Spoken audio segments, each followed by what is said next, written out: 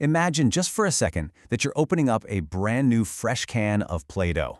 I bet you can conjure up the exact experience right now, can't you? You instantly get hit with that incredibly familiar, nostalgic smell. You can almost feel that perfectly soft, cool clay right between your fingers. And honestly, instinctively, you probably just want to start making something. I mean, for millions of kids all over the world, Play-Doh is literally the ultimate creative toy. It is a total cornerstone of childhood imagination. But behind those bright yellow cans and that classic logo, there is a history that is just wild. Because what almost nobody knows is that Play-Doh did not start out as a toy at all. Seriously. Do you have any idea what this stuff was originally made for? Today, we think of it as, a fun tool for making pretend spaghetti or squishy little neon animals. But its actual true origin is a shockingly well-kept secret. And how it got from its original intended purpose to ending up in your childhood playroom, well, it is an absolute masterclass in business pivoting. Let's get into this explainer. Okay, here is the punchline. This beloved children's toy, this absolute staple of modern creative play, was actually invented to scrub dirt and grime off of walls. Yeah, you heard that right. Before it was shaping the minds of toddlers, it was a heavy-duty household cleaning product. Now, to really understand how on earth a wall cleaner became a children's toy, we need to completely shift our perspective and look at the world as it was nearly a century ago. To make sense of this, we have to jump way back to the 1930s. This is a totally crucial era to understand because the world looked, and quite frankly smelled, very, very different. Back then, the vast majority of homes were heated by coal. And while coal was great for keeping families warm during those harsh winters, it came with a massive, incredibly messy drawback. These coal heaters produced just huge amounts of thick, pervasive black soot that drifted right through the air inside the house. And here's the real problem. This coal soot wouldn't just politely float out the window, it slowly, steadily built up on the walls of the house. Now keep in mind, back in the 1930s, interior design was totally dominated by paper wallpaper. We are not talking about the durable stuff we have today. This was highly fragile, delicate paper. You couldn't just take a wet sponge and wipe the soot away. If you used water, it would immediately soak into the paper, smear the black soot absolutely everywhere, and completely destroy the wallpaper in the process. Homeowners were desperate, absolutely desperate for a way to clean their walls without totally ruining their living rooms. So enter an American company out of Cincinnati called PLAY-DOH Products. They saw this massive household problem and they developed a brilliant, putty-like cleaner to solve it. It was this soft, kneadable paste, and the absolute genius of it was in how you applied it. You would carefully roll this putty right over your dirty wallpaper. Because of its specific, tacky texture, it physically absorbed the soot and the dirt right off the wall.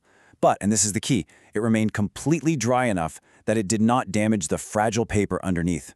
It was honestly an engineering marvel for its time, and for years it worked exceptionally well. PLAY-DOH was highly successful, selling this incredibly handy wallpaper cleaner to households basically everywhere. But, as always happens, times change. After World War II, the market entirely shifted. Families started abandoning those messy coal heaters in droves, switching over to clean-burning natural gas and modern central heating. Practically overnight, those thick soot clouds vanished from living rooms. And at the exact same time, that fragile paper wallpaper of the 1930s was suddenly replaced by highly popular washable vinyl wallpaper.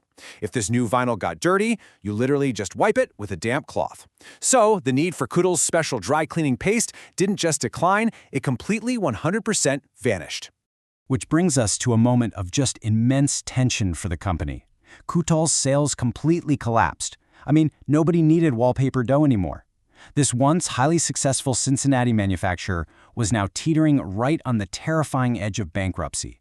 The executives were staring down the barrel of a ruined business, looking at warehouses absolutely full of a product that the post-war world had completely left behind. For all intents and purposes, it looked like the end of the road. But then came the plot twist, and this is my favorite part. The unexpected rescue didn't come from some fancy boardroom meeting or a high-priced consulting firm. Nope, it came from the sister-in-law of one of the company's leaders. She was working as a kindergarten teacher at the time. She was desperately looking for inexpensive, engaging materials for her classroom. And she had an idea. She decided to take this failing, completely obsolete wall cleaning paste and just use it for her students' arts and crafts time. It was a desperate, totally random experiment that would, quite literally, change history.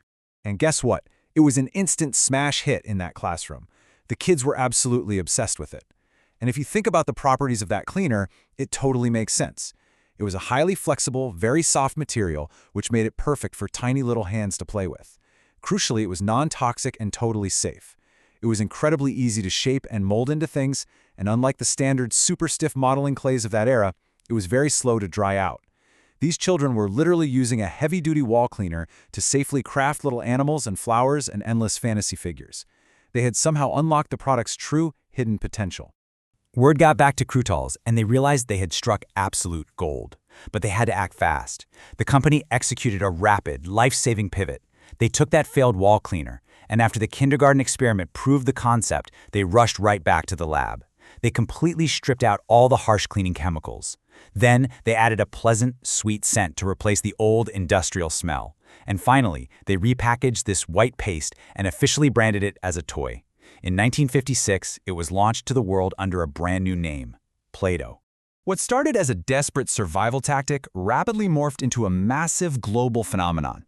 Now, initially, this reinvented toy was only available in a rather boring off-white color, the original color of the wall cleaner. But the company quickly realized the insane creative potential here, and they introduced the iconic primary colors, red, yellow, and blue. This was a total game changer. Suddenly, kids weren't just molding shapes. They were endlessly mixing colors to create entirely new shades, completely expanding their creative possibilities. So how did it actually go from a clever idea to a worldwide juggernaut? The answer is marketing brilliance. The real major breakthrough happened when Play-Doh managed to get featured on highly popular American children's television programs. Remember, this was the dawn of the television age. Millions of kids were sitting in their living rooms, watching other children having the absolute time of their lives with this colorful, squishy material on TV, and they instantly demanded it. Within just a few short years, Play-Doh transformed from a nearly bankrupt cleaning product into one of the most recognizable toy brands on the entire planet. Building on that massive TV success, the next few decades saw an absolute explosion of endless imaginative possibilities.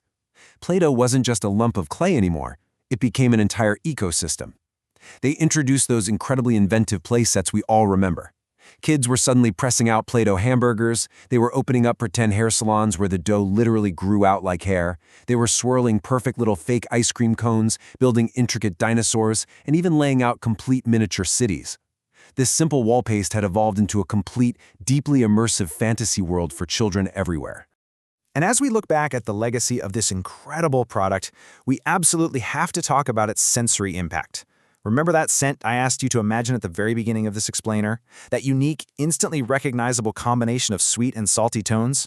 It is so iconic and so deeply embedded in our collective cultural memory that the creators officially registered the scent as a trademark. That's right, it is one of the very few product smells in the entire world to actually hold official legal protection. I bet you could identify Play-Doh completely blindfolded just by breathing in. To truly grasp the staggering scale of this company's pivot, just look at this number: billions. Since its official launch back in 1956, literally billions of cans of Play-Doh have been sold worldwide. It's available in dozens of countries. It has become a permanent staple in schools, in daycares, and in homes for generations. It is genuinely hard to fathom that this massive, ubiquitous pillar of childhood play was originally mixed up in a factory just to wipe coal dust off of living room walls. So I want to leave you with this incredibly powerful thought. Sometimes the greatest successes arise because someone sees a completely new purpose for an almost forgotten product. The next time you pop that yellow lid off a fresh can of Play-Doh, I want you to remember that you are holding a very real piece of history. You are holding a literal mistake that became a masterpiece, all because a kindergarten teacher dared to look at a failing product and imagine what else it could be. So it makes you wonder, what almost forgotten things in your own life might just need a little shift in perspective?